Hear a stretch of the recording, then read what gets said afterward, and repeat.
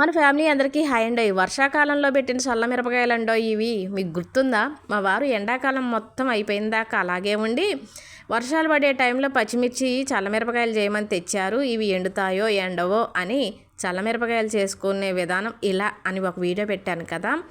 అయితే ఈ చల్లమిరపకాయలు పెట్టిన వారం రోజులు కూడా వర్షమే వచ్చిందండి. కాకపోతే రోజు మొత్తం మీద ఒక పావు గంట అర్ధగంట ఎండ రావటం, ఎండ వచ్చినప్పుడు పైన డాబా మీద ఎండబెట్టడం, ముబ్బడుతుంది వర్షం పడుతుంది అనుకోగానే తీసుకొచ్చి ఇంట్లో ఫ్యాన్ గాలికి పెట్టడం, ఎలాగో అలాగా ఈ చల్లమిరపకాయలు అయితే ఎండినాయండి. ఎండిన తర్వాత వీడియో పెట్టలేదు, కానీ వేయించినప్పుడు వీడియో పెడదాంలే అనుకొని ఈరోజు పెడుతున్నాను.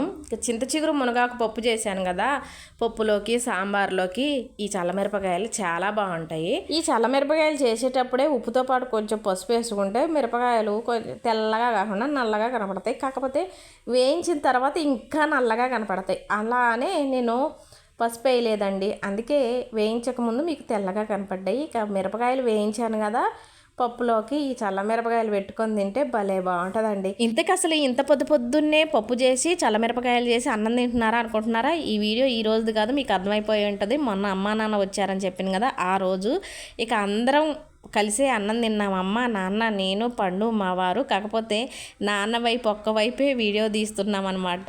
ఎందుకంటే ఎప్పుడు మేము కనిపిస్తూనే ఉంటాం కదా. ఇక పప్పు ఎలా ఉంది, మిరపకాయలు ఎలా ఉన్నాయి అని నాన్న అడిగితే సూపర్ అంది అన్నారు. మరి మీరేమంటారు?